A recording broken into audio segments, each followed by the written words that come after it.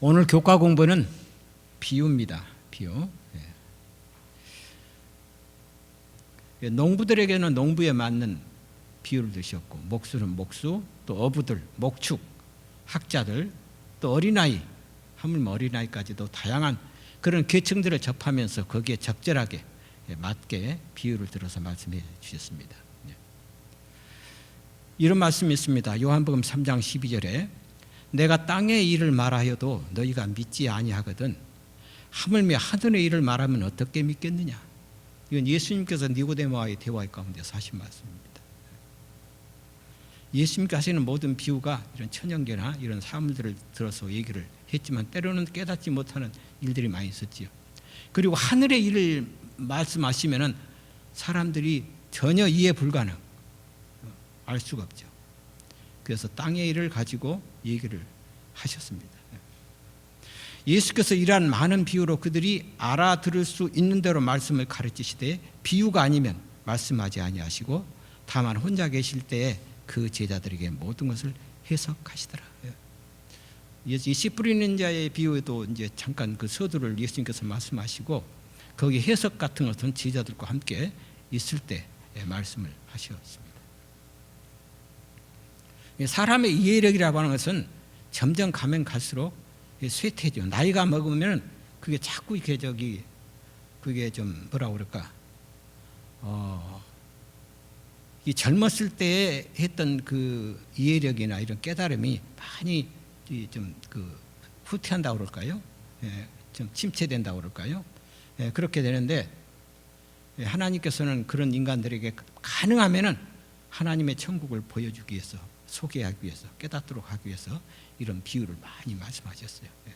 그래서 우리 사복음서에 보면은 비유가 예수님께서 하신 많은 그 비유들을 각기 기자들마다 기록을 했는데 마가는 마가대로, 마태는 마가대로, 이렇게 누가는 누가대로 이렇게 다양한 그런 시각으로 예수님의 비유를 이렇게 써 주셨습니다. 우리가 하늘의 것을 우리가 하나님께서 예수님께서 오셔서 말씀한다면 우리는 전혀 이해할 수 없을 거예요.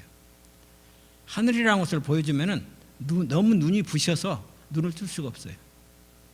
그래서 작은 등이나 이런 불빛을 통해서 그들에게 보여줘서 하늘의 것을 그들을 하여금 알게 하도록 그렇게 비유를 써 주셨습니다. 또 이르시되 너희가 무엇을 듣는가 스스로 삼가라. 너희의 헤아리는 그 헤아림으로 너희가 헤아림을 받을 것이며 또 더 받으리니 있는 자는 받을 것이요 없는 자는 그 있는 것까지 빼앗기리라. 오늘 기억절에는 말씀이죠.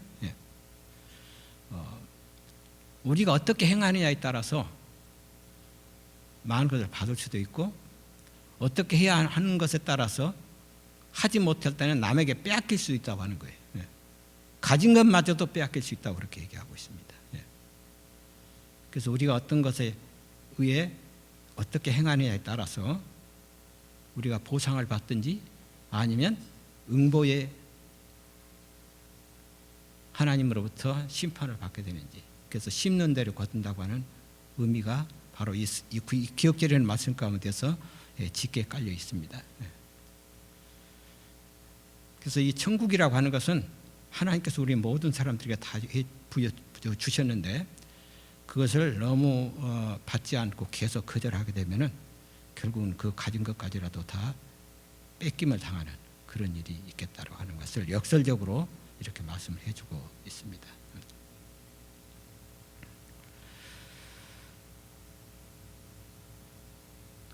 자, 씨 뿌리는 사람의 비유, 우리 두 단락으로 이렇게 나눠서 공부하겠는데요. 먼저 씨 뿌리는 자의 비유에 대해서 우리 공부를 하도록 하겠습니다. 이에 예수께서 여러 가지를 비유로 가르치시니 그 가르치시는 중에 그들에게 이르시되 들으라. 씨를 뿌리는 자가 뿌리러 나가서, 우리 마가복음 4장 2절부터 3절에는 말씀 있는 말씀인데요. 마가복음 4장에는 이제 거기에 그 씨 뿌리는 그런 비유에 대해서 설명을 하고 있습니다. 이 한 사람이 같은 종류의 씨앗을 이렇게 뿌렸지만은 씨앗이 떨어진 장소에 따라서 씨앗들의 운명이 달라진다고 하는 거예요. 그래서 이 씨앗을 받은 후 각자의 태도가 그 씨앗의 운명을 결정하는 것이다. 그렇게 보면 되겠습니다.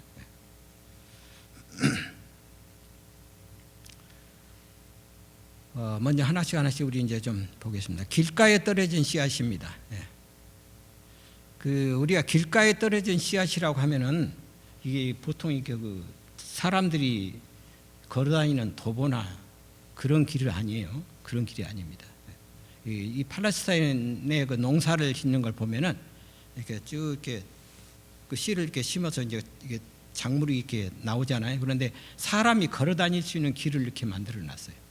그래서 씨를 뿌릴 때 이렇게 걸어다니면서 씨를 뿌립니다. 그런데 그 씨를 뿌리다 어떻게 하다 보면은 사람이 걸어다닐 수 있는 그 길이가 떨어질 수가 있어요. 농장에 있는 그 이랑 밭과 밭의 사이 이랑이라고 그러죠. 그 이랑에 걷다 보면은 그게 씨가 떨어지는데 사람이 이렇게 밟다 보면은 그게 땅이 좀 많이 밟아졌기 때문에 씨가 떨어지면은 그 깊게 들어가질 않아요. 그래서 그것이 들어가지 않기 때문에 햇빛이나 이렇게 좀 건조하면은 그게 쉽게 말라져 버리죠.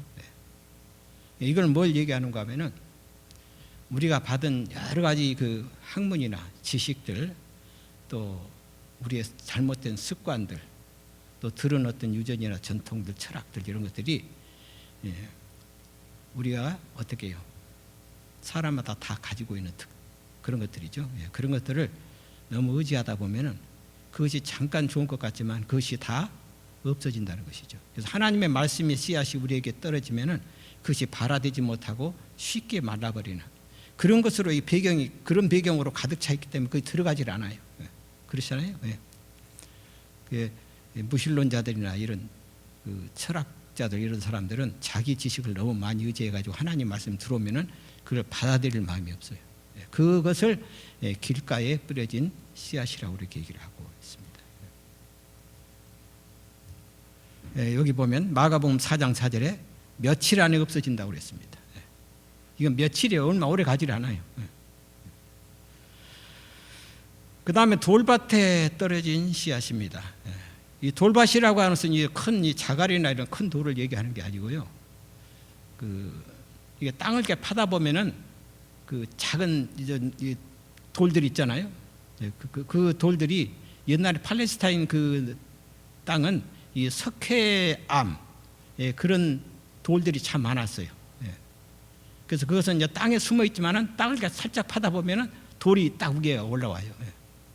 그래서 그 흙 위에다 떨어진 씨앗이 잠깐은 이렇게 씨앗이 맺어가지고 좀 싹이 나도 햇빛이 쬐다 보면 그게 쉽게 말라버리는 거예요. 왜냐하면 돌은 옛날 석회암 이런 그 돌들은 햇빛을 받아들이면 쉽게 빨리 받아들입니다. 그런데 그 받아들임과 동시에 그 돌은 뜨거워져서 씨앗을 오래 버티지 못하게 합니다. 그래서 이 충분한 수분과 영양이 공급이 돼야 되는데 공급이 없기 때문에 그것이 쉽게 말라져 버리는 것입니다. 이건 뭘 얘기하는가 하면 우리의 이기심이나 우리의 그 선한 욕망을 삼키는 그런 행위, 의지가 약한 자들 이런 사람들을 상징하고 있습니다. 그래서 잠깐은 새싹이 오르는지 모르지만은 햇빛에 의해서 더 이상 자라지 못하고 그냥 시들어 버리는 그 상태를 얘기하는데, 그런 사람들은 어떤 어려움이나 핍박이나 그런 일들이 닥쳐오게 되면 쉽게 무너져 버리고 포기해 버리고 더 이상 자라지 못하는 그런 상태. 깊이가 없죠, 전혀. 신앙에 깊이가 없고 너무 쉽게 변하고 그런 성품들을 가지고 있기 때문에 언제든지 환경에 따라서 변화되는 사람들입니다. 예를 들어서 가룟 유다 같은 사람은 그 상황에 따라서 움직이는 사람이죠. 그래서 이것은 며칠 안에 없어지는 것이 아니라 몇 주 만에 없어집니다. 좀 그래도 길어요. 그러나 몇 주 만에 말라버립니다. 그 다음에 가시밭에 떨어진 씨앗입니다. 이 가시밭에 떨어진 그 씨앗이 어디에 떨어지는가 하면 그 땅은 참 좋은 땅이에요. 이게 박토가 아니고 그 다음에 돌 위에 있는 그런 땅도 아니고 길가에 뿌려진 땅도 아니고 그 땅은 그래도 좋은 땅인데 이 가시 깃떨기 나무가 어떻게 해요? 그 새 씨앗을 질식시키는 그런 역할을 합니다. 자라고 있는 그 씨앗이 전혀 발화되지 못하도록 방해를 하는 그런 요소입니다. 이런 것들은 뭘 우리에게 상징하고 있는가 하면은 이 세상적인 어떤 그런 것들, 뭐 재물이나 명예나 이런 것들이 많이 있죠. 그런 영광을 추구하는 그런 사람들의 마음을 얘기하고 있는데, 이것도 언젠가는 마르게 돼 있어요. 마가복음 4장 7절을 보면 몇 달 만에 마른다고 그랬어요. 그게 좀 시간이 길어요. 몇 주가 아니고 몇 달 만에. 좀 길긴 하지만 그것도 결국은 마르게 되는 그런 마음을 얘기하고 있습니다. 그 다음에 네 번째로는 좋은 땅에 떨어진 씨앗입니다.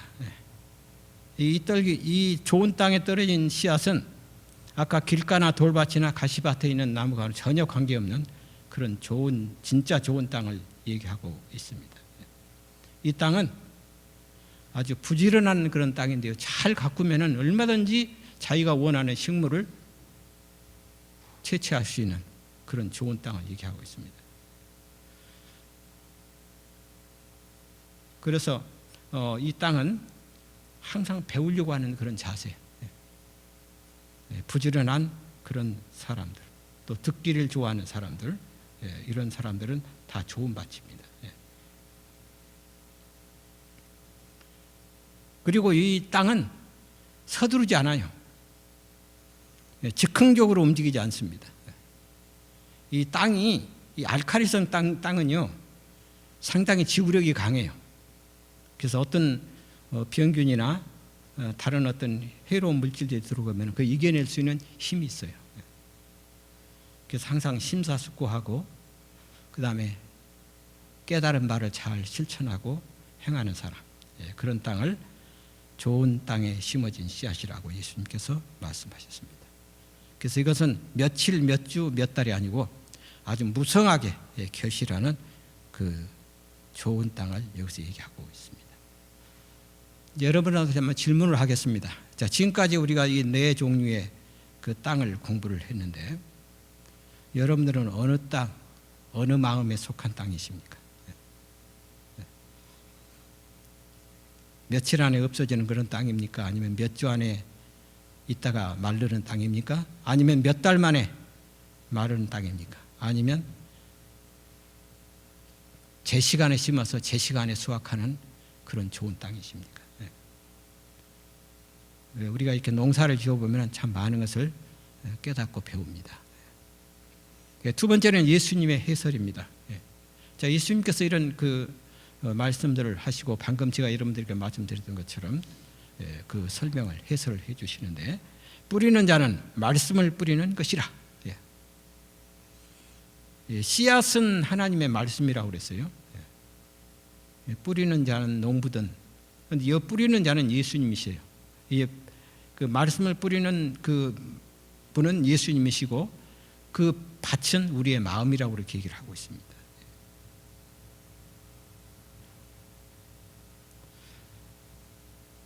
자, 길가에 떨어진 씨앗을 한번 우리가 다시 한번 좀 구체적으로 공부를 해보면, 말씀에 관심이 없으므로 사단이 그들을 잘못된 길로 인도한다고 그랬어요. 마가복음 4장 15절에. 이 말씀에 관심이 없게 되면 쉽게 어떤 외부의 유혹이나 시험에 견딜 수가 없는, 결국은 사단의 먹잇감으로밖에 될 수밖에 없는 그 상태. 우리는 좀 이 말씀을 좀 자신에게 한번 살펴봐서 내가 과연 말씀에 관심이 있는지 한번 되돌아볼 필요가 있다고 생각이 됩니다. 돌밭에 떨어진 씨앗은 말씀을 기쁘게 받지만 시련을 견디지 못한다. 마가복음 4장 16절 17절에 있는 말씀입니다. 어떤 분들은 신앙이 금방 하겠다가 갑자기 식어버리는 그런 신앙을 가지는 사람들이 있습니다. 뭐 레온사인 뭐 신앙, 뭐 냄비 신앙 그런 얘기들을 많이 듣잖아요.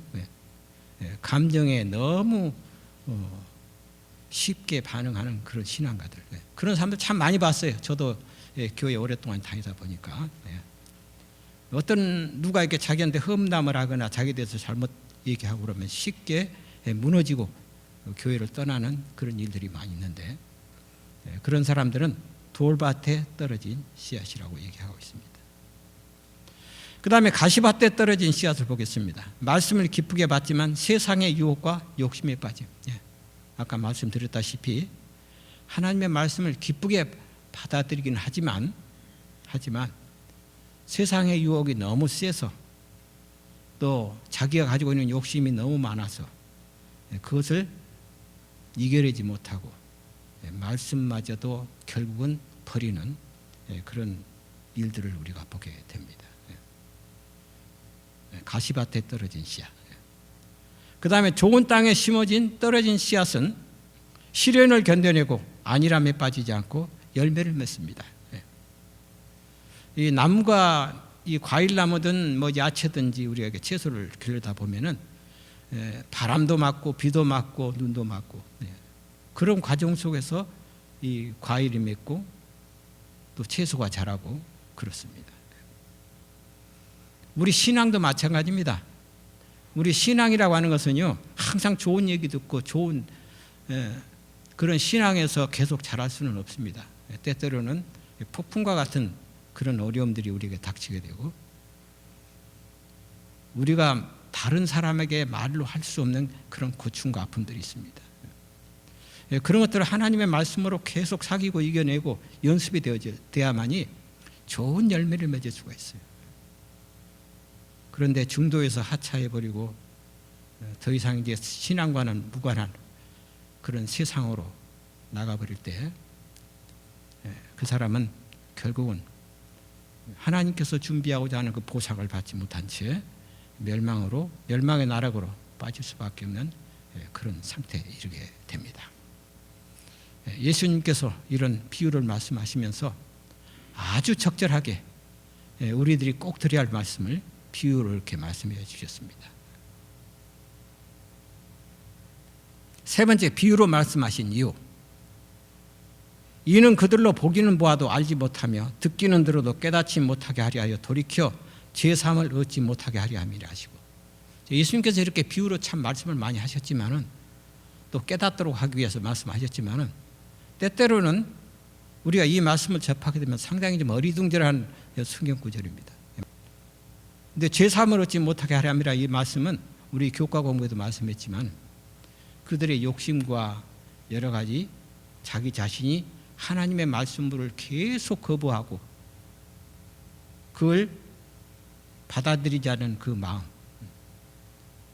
그런 사람들에게는 아무리 그들에게 말씀을 들이밀어도 그들이 결국은 죄사함을 받지 못하는 그런 경지에 이르게 된다, 그렇게 말씀을 하셨습니다. 이 말씀은 이사야 6장 8절에서부터 10절에 있는 말씀을 인용한 말씀인데요, 그러나 예수님께서 이 말씀을 하시는 것은 그들로 하여금 죄사함을 받지 못하는 그런 비유로 말씀하신 게 아니고, 이런 말씀을 함으로 그들에게 충격적으로 그들의 마음을 다시 한번 돌이키고자 하는 그런 말씀으로 예수님께서 이 말씀을 하셨어요.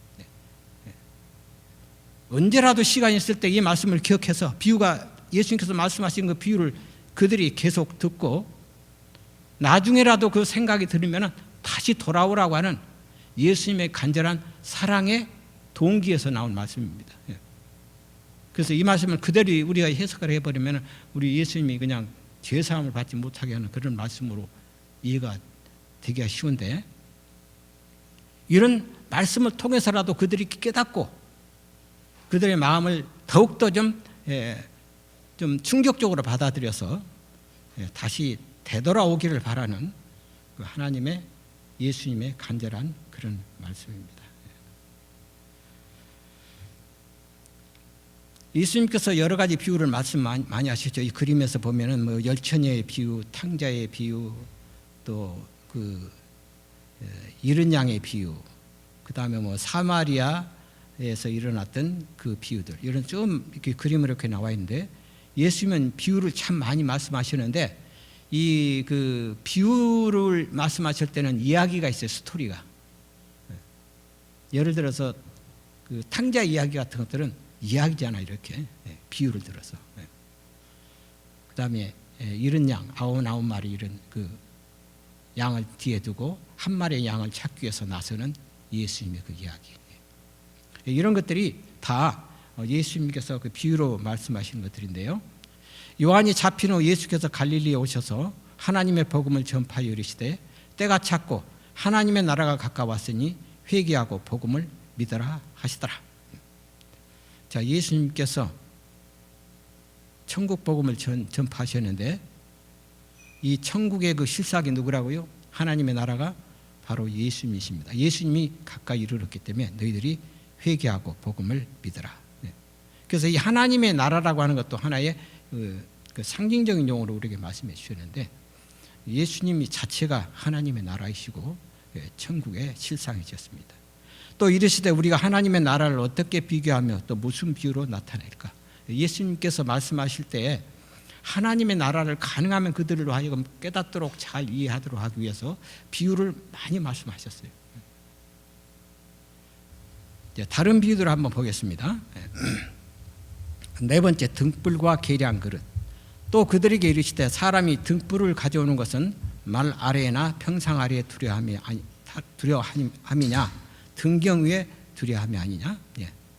이 불빛을 밑에다가 놓으면 많이 비칠 수가 없잖아요. 등경 위에 이렇게 놓는 것인데,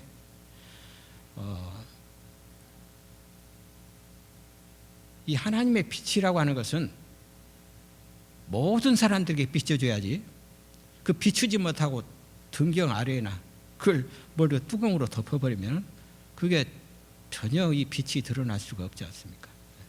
이것도 다 예수님께서 등경이라고 하는 하나의 예를 들어서 비유를 통해서 이렇게 말씀해 주셨습니다.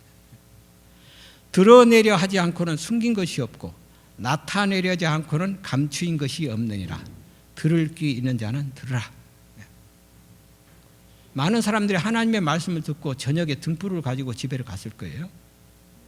그러면 그 등불을 보면서 예수님께서 하신 말씀이 생각날 거예요. 그래서 그 적절한 어떤 그 분위기나 그 환경에 따라서 거기에 맞게 예수님께서는 그 비유로 말씀해 주셨습니다. 또 이르시되 너희가 무엇을 듣는가 스스로 삼가라. 너희의 헤아리는 그 헤아림으로 너희가 헤아림을 받을 것이며 더 받으리니. 이 헤아린다는 말. 그 옛날에 우리 시골에 있을 때 그 쌀들이나 이런 보리나 콩들 이런 걸 대는 대가 있잖아요.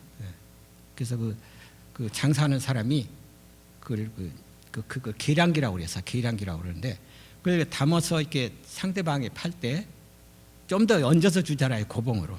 그럼 사는 사람이 굉장히 기분이 좋잖아요.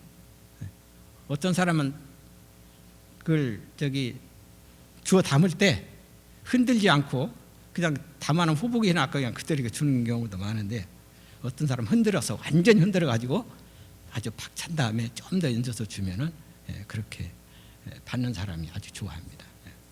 장사를 잘하는 사람들 어떤 사람인 줄 아세요? 좀 이렇게 배려가 있고 좀 마음에 여유가 있는 사람들이 장사를 잘해요. 그들은 그냥 고시대로 그냥 그 똑같은 그 수치에 그 계량계에 맞게 하는 사람은요 장사를 못해요. 제 시골에 있는 그 일광상회라고 하는 그 상회가 있었는데, 그 당시에는 시골 사람들이 참 못 살았어요. 그래서 어떻게 하면 물건이 시장에 나오는 물건들을 싸게 살 수 있을까 하고 궁리를 하면서 시장을 이리저리 다니고 있는데, 그 일광상회라는 곳에는 보통 시장에서 파는 것보다도 좀 싸게 팝니다. 그래서 사람들이 이렇게 줄을 섰어요. 그 시골에 다 흩었던 그 왔던 사람들이 메고 와서 거기서 물건을 구입을 하는데, 나중에 일광상회가 상회가 되지 않고 이제 진도 여객기라고 하는 그 회사를 인수를 받았어요. 그거 하더니 뭐 또 다른 것도 막 사더라고. 그렇습니다. 사람이 후하게 하면 비즈니스가 잘 되는 거예요. 그래서 하나님께 주신 이 진리의 말씀을 우리가 그냥 딱딱하게 절할 것이 아니라 좀 더 마음의 여유를 가지고 많은 사람들에게 너그럽게 아주 쉽게 받아들일 수 있도록 그렇게 해야 될 것이죠. 그런데 그걸 자꾸 옹색하게 까다롭게 그렇게 하다 보면 그 가진 것마저도 결국은 빼앗긴다. 그렇게 말씀을 하고 있습니다.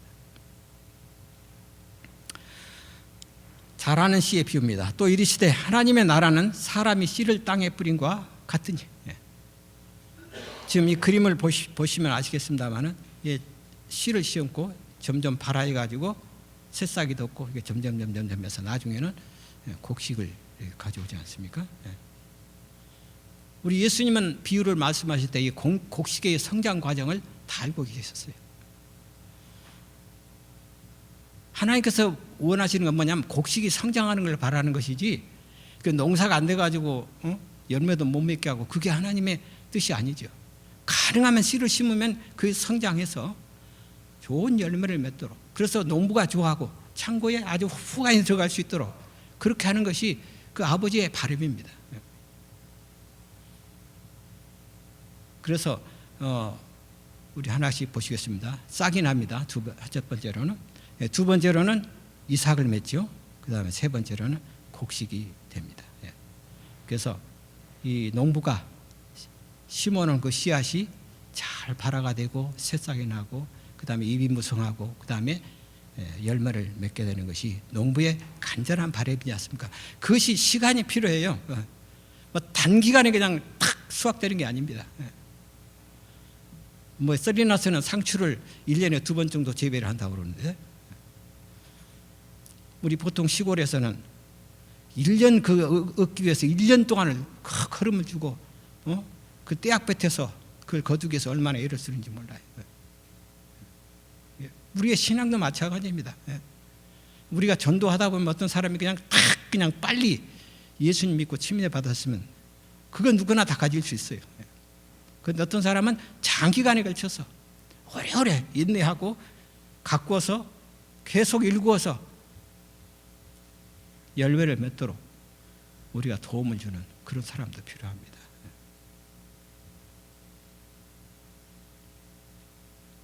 그가 밤낮 자고 깨고 하는 중에 씨가 나서 자라되 어떻게 그리 되는지를 알지 못하느니라. 우리가 자고 나면 막 벌써 자라고 있어요.